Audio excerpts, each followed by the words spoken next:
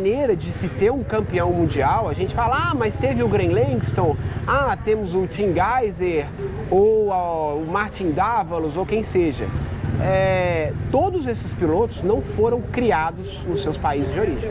O Tim Gajser não foi criado lá, ele mudou para a Itália muito cedo. Ele correu todo o minicross na Itália e já teve um apoio da Europa. Então, eu acho que aí o X da questão. E a gente, quando se pergunta, hoje em dia, para uma família, correr um motocross e ter um piloto correndo no Brasil já é um investimento altíssimo. Imagina você ter que mudar uma família inteira e mandar para a Europa ou para os Estados Unidos.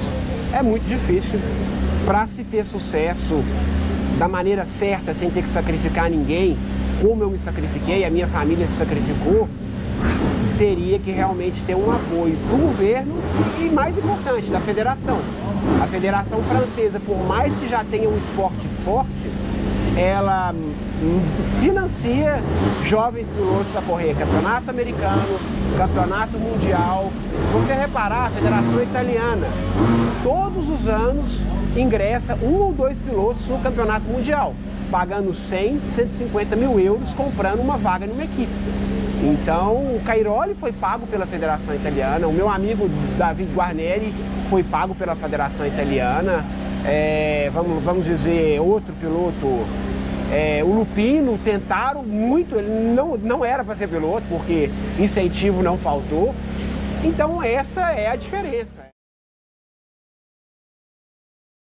Eu vim de uma família muito simples, muito humilde, nunca nos faltou nada essencial, mas correr de motocross era caro, muito caro. Meu pai sempre sonhou em me fazer um campeão e correr fora. Eu, desde criança, meu sonho era correr nos Estados Unidos, mas eu com 14, 15 anos mal tinha condição de ter uma moto. E eu tive a sorte de ter sucesso muito cedo.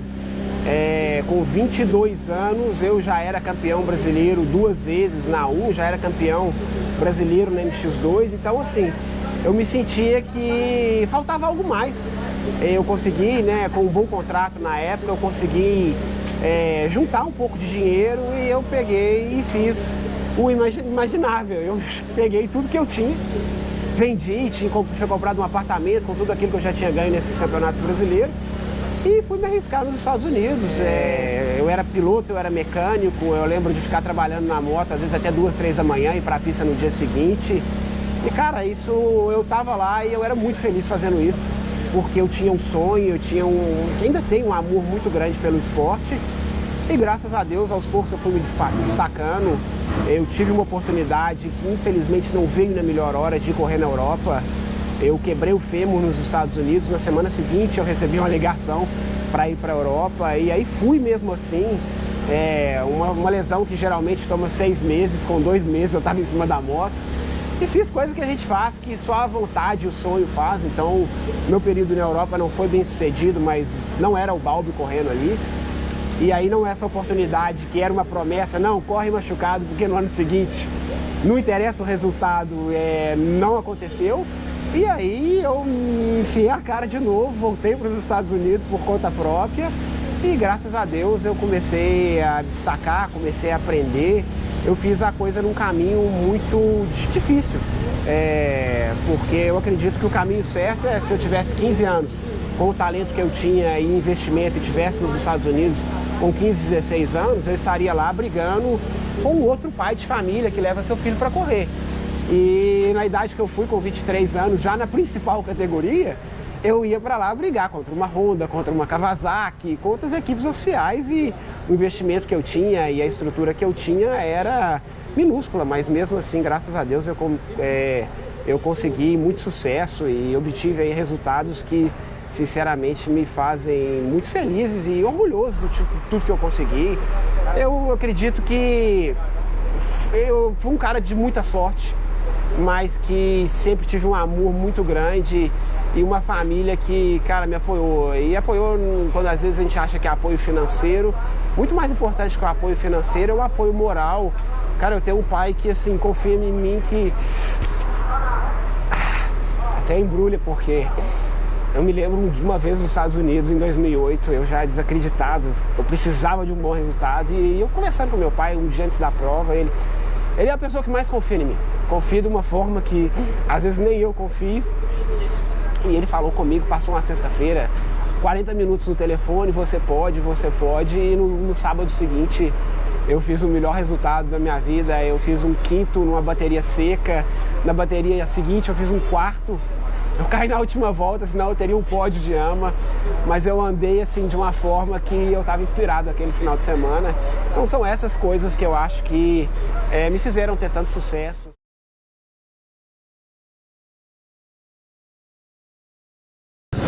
Cara, tem dois lados. Infelizmente, eu acho que o Brasil é um país que ainda culturalmente não era preparado para o estrangeiro no Brasil. Quando eu digo isso, eu percebo que hoje, por exemplo, quando eu fui correr nos Estados Unidos, eu já fiz inúmeros testes em várias equipes. Eu fui mais rápido e no final sempre um americano era contratado. E o Brasil, quando eu digo culturalmente, o Brasil é um cara que recebe muito bem o estrangeiro e parabéns pra gente por isso. Mas eu sinto que às vezes o estrangeiro tem um valor maior do que o próprio brasileiro, principalmente se levado em contratação com a equipe. Eu me tiro a parte disso, graças a Deus. Eu sinto que eu sou muito valorizado pela imprensa em geral, pelas equipes, mas eu sinto que é bom, elevou o nível, sim, elevou, mas está tirando a oportunidade e muito piloto está ficando de fora, né? Então, como eu digo, não estava preparado culturalmente, justamente isso. Às vezes eu sinto que hoje, estrangeiro e brasileiro, se você tiver um brasileiro e um estrangeiro no mesmo nível, o apoio vai para o estrangeiro e não para o brasileiro. E isso está errado. A gente tem que valorizar primeiro o brasileiro e em seguida o estrangeiro. Então, eu creio que culturalmente, não é culpa do piloto que está aqui, é culpa realmente da nossa cultura, dos chefes de equipes que, cara, eu quero ver um brasileiro campeão. Não, eles querem, eu não sei, é da cultura. O brasileiro é muito fã de gringo. Então eu sinto que tem esse pequeno detalhe aí que atrapalha, mas ao mesmo ponto sim, os estrangeiros fizeram o esporte crescer, evoluir. Hoje a gente tem uma categoria MX1 fortíssima, a gente tem 12 pilotos ali se matando, a gente tem 1,5 segundos do primeiro ao 12º para largar hoje, então é um campeonato fortíssimo, é muito bom para o nível, mas assim, a gente não pode aproveitar o suficiente ainda porque os gringos elevaram o nível, sim, mas as pistas não elevaram o nível, o campeonato não elevou o nível, então mudou alguma coisa? Antigamente saía um piloto aqui, ia correr o campeonato mundial, sofria para andar entre os 20. Esquece o Balbi, porque o Balbi foi criado nos Estados Unidos. Hoje vai sair um piloto daqui e vai correr o campeonato mundial. Tá na mesma. Por quê? As pistas não mudaram, o investimento no piloto brasileiro não mudou. Quando eu falo isso, eu falo um piloto brasileiro. Se o Campano sair daqui, talvez ele ande bem, porque chegando lá ele tem um apoio de uma moto melhor, ele sabe correr naquele tipo de pista, né? A mesma coisa acontecia comigo, eu sempre andei bem em nações, por quê? Eu sei correr aquele tipo de corrida, né? Se tiver um mundial aqui hoje no Brasil, eu tenho certeza absoluta que o único piloto que corre no Brasil que teria chance de brigar comigo seria o Campano e talvez o Jean por ter uma experiência. Os demais não brigariam. E a gente viu isso vários anos acontecerem. É um tipo de corrida diferente. Então, falta o campeonato crescer para que o brasileiro realmente possa tirar vantagem dos estrangeiros correr aqui e falta ter esse carinho, esse apoio ao piloto brasileiro. Para que a galera possa entender, eu vou dar um exemplo simples. A gente tem hoje, por exemplo, na MX1, a gente teve o Thales, que praticamente perdeu a Arana Cross, ficou desempregado e ele tem mais resultados, idade menor do que muitos estrangeiros aqui no Brasil. É um exemplo. E tem alguns outros que nem correm mais porque não tem apoio. Então não é que eu sou contra, pelo contrário, sou amigo do Adam, tenho um respeito enorme pelo Campano, Getro, quero todos. Mas eu acho que o piloto brasileiro também não pode ficar de fora, porque senão vai chegar uma hora, por exemplo, o piloto que vier dar 2 não vai ter espaço. Sair do esporte jamais. Eu sou apaixonado pelo motocross.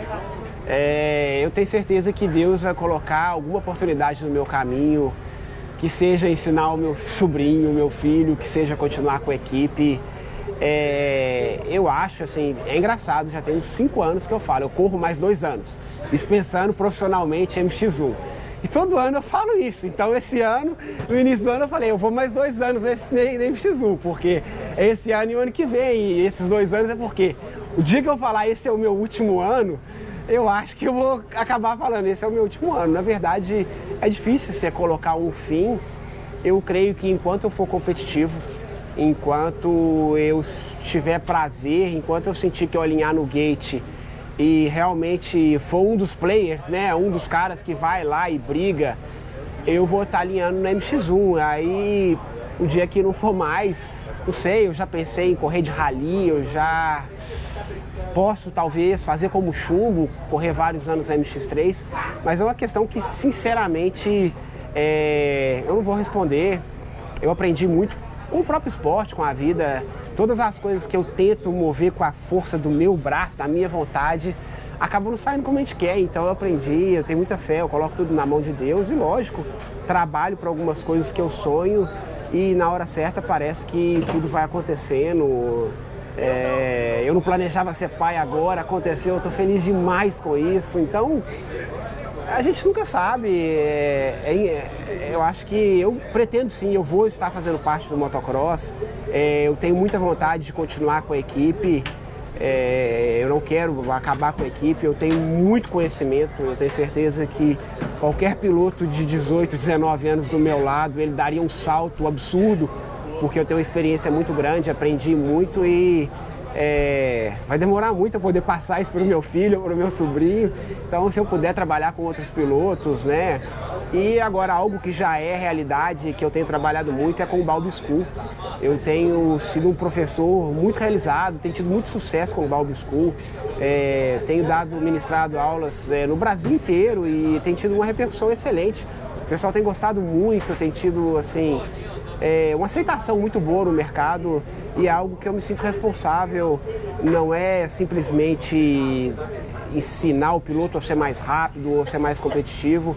Eu vejo hoje muito acidente no motocross amador no Brasil. Existe um risco muito grande no motocross. A gente vê piloto ficando paralisado, piloto... não existe um conceito de segurança ainda no motocross brasileiro, principalmente no motocross amador. Aqui a gente tem médico, a gente tem boas pistas, mas eu vejo que tem competição amador. O motocross amador no Brasil cresce absurdamente, mas a segurança, a informação de segurança não cresce nessa mesma velocidade. Então, a gente escuta todo final de semana acidente fatal, alguma coisa acontecendo, e eu quero mudar isso, eu quero passar para que o pessoal aprenda a pilotar com consciência, com segurança, o quanto mais seguro o esporte é quando se usa a técnica certa, quando se usa o equipamento certo. Então, todos os cursos que eu dou, a primeira coisa, o número 1 do Balbi School é a segurança. E depois, né, eu procuro trabalhar com cada um. Aí vem um que quer realmente se tornar profissional, o outro quer ganhar a corrida local, mas eu coloco sempre a segurança em primeiro lugar, que eu acho que é uma coisa que está meio perdida no motocross amador brasileiro. O profissional ainda tem uma segurança, mas o motocross amador não tem segurança nenhuma, e principalmente por falta de informação.